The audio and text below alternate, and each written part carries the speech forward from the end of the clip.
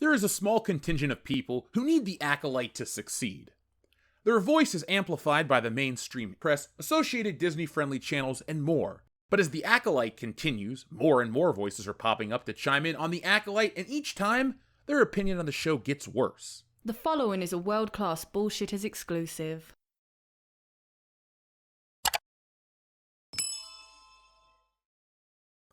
It would be silly to say that the Acolyte is killing Star Wars.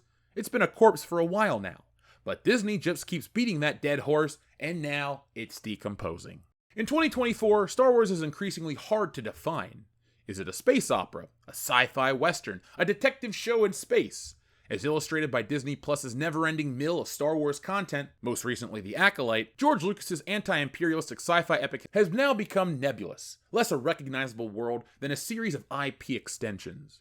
The Acolyte, like many of the past 5 years' additions to the franchise, attempts to diversify the narrative scopes of the vast Star Wars universe, depicting a mystery revenge story in space.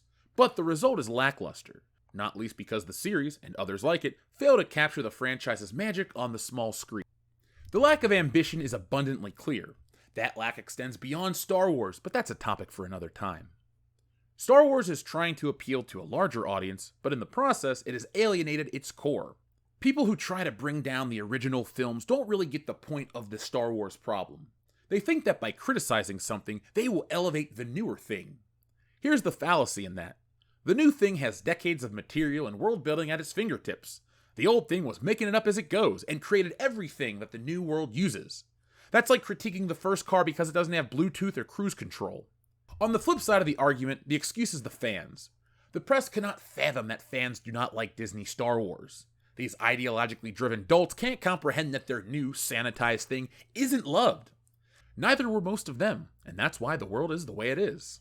That's a little too deep for this video, but if you want to hear my take on why the world is the way it is and how we lampoon it, well, read Wokebusters. Over the course of The Acolyte, fans have been speaking out against it, yet the press wants to act like their opinions aren't valid, because it doesn't line up with theirs. And therein lies the problem. You may not like The Acolyte, but don't look me in the eye and tell me it's not being review bombed to hell and back. Well, Paul, I'm 6'5", you're 5'6". You and I will never see eye to eye on anything. The Disney era of Star Wars has been full of debates about quality, canon, oversaturation, and contained a mix of good and bad projects. Mostly bad. But I have yet to see this kind of backlash to a project since The Last Jedi, and things have gotten just absolutely ridiculous at this point. There is the idea that The Acolyte is not being review bombed. It's just really that bad.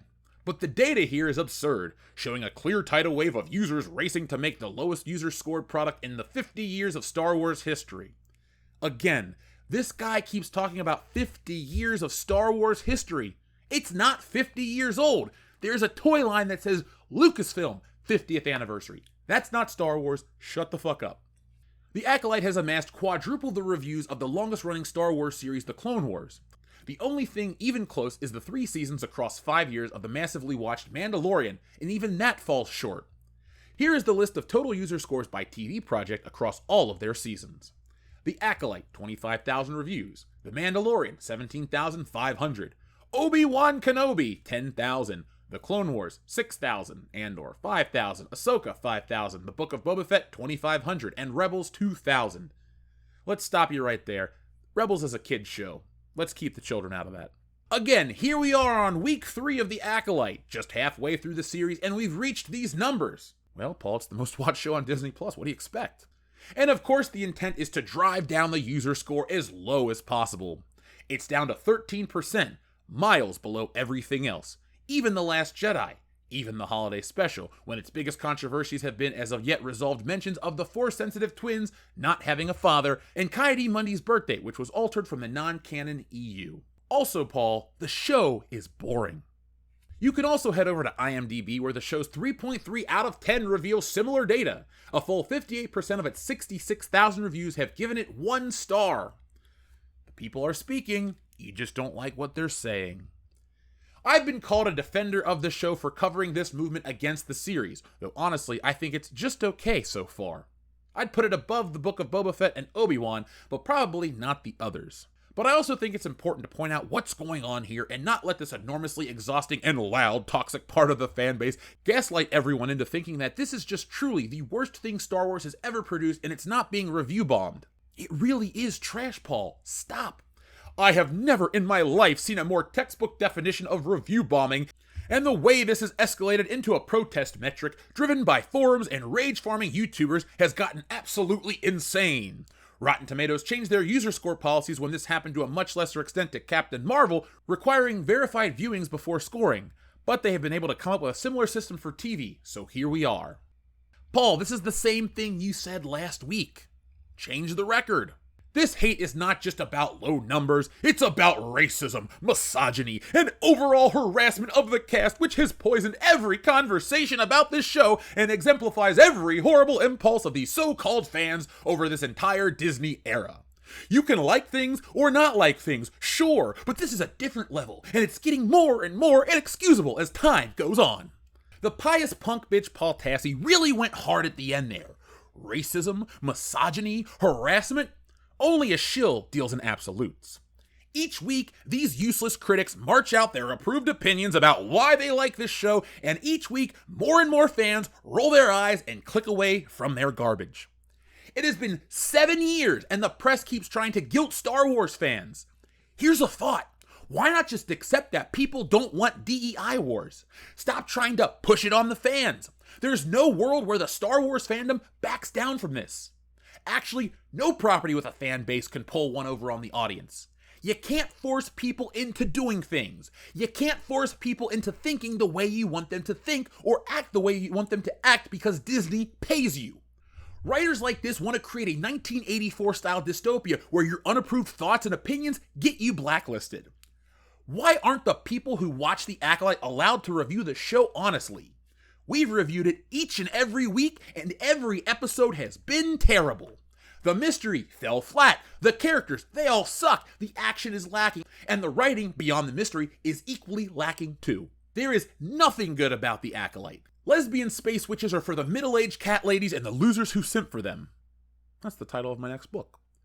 Honestly, why aren't people allowed to dislike something? That's our freedom of speech. That freedom doesn't end because Disney pays you. It just doesn't end. If The Acolyte dies because fans don't like it, good. It deserves to die too. You don't get to censor people because they don't like what you like the way you like it. All these Acolyte supporters sound like ignorant children. They bitch, they whine. Why don't they like what I like? Why don't they like the lesbian space witches? Why don't? Oh, shut your mouth, you thong-wearing fatty! There is a culture war over Star Wars, and jabronis like this always lose. This isn't the case of an angry white fan base. This is the case of disappointed Star Wars fans. No matter their walk of life, no matter what they look like, they all hate this shit. And that's all that it is. Shit. I'm sorry to be so raw and off the cuff, but when something that I loved as a kid gets dragged through the mud and I'm called terrible things because I want its legacy preserved, fuck them. I'm not gonna let my fellow fans be treated poorly because they don't like bad entertainment. This is people coming together to tell Disney, again, we do not like your Star Wars. No amount of race baiting, gay baiting, outrage baiting, none of it is going to work. This show is obscenely expensive and incredibly embarrassing. Outside of a select few episodes of The Mandalorian, everything from this company has been trash. When it was Rey, we were sexist. When it was Reva, we were racist. When it was the lesbian space witches, we were homophobic. Same old shit, different asshole. If we just shut up and take this, Disney Star Wars wins. If Disney Star Wars wins, we all lose. Let's be honest, we've already lost a lot. We can't afford to lose anymore. Han, Luke, Leia, Obi-Wan, Darth Vader, R2-D2, they've all been paraded out, and each time, some new dickbag defends the poor treatment of those iconic characters. Maybe if the people who praise this stuff had happy childhoods, they too would care about it. But these people care about one thing, and that's antithetical to the fans. So folks, what do you think about this? Are you as frustrated as I am? I think you are because the numbers don't lie, and they spell disaster for The Acolyte. Folks, we've suffered through Disney Star Wars for far too long. Back when The Mandalorian first dropped, people were like, oh, maybe this one's decent, maybe this one's gonna be good. And as the show continues to get worse each and every episode, well, you understand why the fans are dissatisfied. The Paul Tassis of the world, the Forbes of the world, they all get paid to defend this crap. I don't care about this guy's politics. I don't care about his ideology. I don't care about his opinion, to be honest, but he has the right to share it. I also have the right to share that I think he's wrong and incredibly backwards in his thinking. Paul, anybody that writes these types of articles, listen to all the people, and right now, listen to me. You are wrong. Absolutely wrong. The majority of people who do not like this show are not racist bigots. They are people who do not like Star Wars. And by the way, how do we know that it's not people who like the show review bombing it to make the people who dislike the show look like assholes, and then they think that the sympathy surrounding it might garner views? Now, I don't think that's happening. I think it's just a lot of dissatisfied people, and well, that's your right to be dissatisfied, but I don't think it's Paul Tassi's right or anybody's right to continually call people homophobic or racist or misogynistic, and well, I don't think it's right for people like Paul Tassi to call fans homophobic or bigoted. It's not that. You see, it used to just be, you're wrong and I disagree with you. Now it has to be all these hard words to really embarrass people, to guilt them into think the way you want them to think because they don't want to be called names. Well, after you call someone a name so many times, it loses its efficacy. And homophobic, bigoted, racist, all this other crap, it really has lost its efficacy. So Paul, do the work, come up with a new phrase. I have 1,000,001 things to say to people like you and everybody else who parades this garbage out here as original thought. We know exactly what you're talking about, and we know exactly what you're doing. Why? Because just like Disney Star Wars has sucked for the last 7 to 10 years, people like you have sucked for the last 7 to 10 years. It's only Disney that people want to defend. Where were the articles like this back in the day when they had the prequels coming out? The world didn't think like that. The world didn't act like that. And Star Wars isn't like that either. Now we live in this strange time where everything's a political statement. Take your politics, roll them all up into a ball, shine it up real nice, turn that sumbitch sideways, and stick it straight up your candy ass. No one cares. We care about Star Wars, not your shit. So folks, thank you for watching. I'll be back next time, same bullshit time, same world-class channel, here each and every day.